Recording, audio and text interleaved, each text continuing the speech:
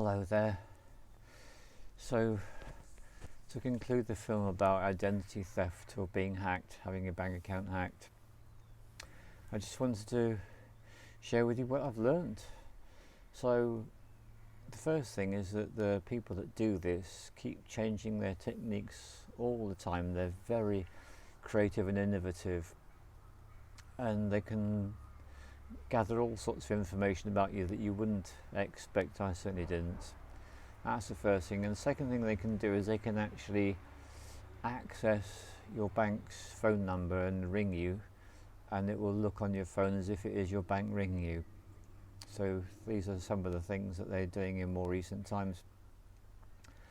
And the other thing I didn't realise is that when they're on the phone to you trying to extract information by trickery, they're also at the same time on the phone to the bank, and they're literally working two phone calls, and it's piecing together the bits and pieces from the bank and from you.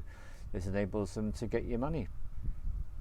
So after realising that something was up, and I made my phone calls to the bank and did everything I could do, it was then simply a matter of waiting. And that gave me the opportunity to first of all let go of any possibility and expectation, and then simply to trust. And a day later, I'm delighted to say that the bank has refunded the money completely, which is amazing. Made a huge difference in my life, certainly. And in fact, I've been able to book my ticket to go and see my partner Waxara today, so that's the result. Feels really good. So I've just got it all written down here. So this is what I got. So if my bank rings me, this is what I need to know. I need to know they'll ask me for my date of birth, my place of birth, and my mother's maiden name, and one of my memorable questions. They will ask me those things, and if any other question whatsoever gets asked, then I now realise what I need to do is simply hang up the phone.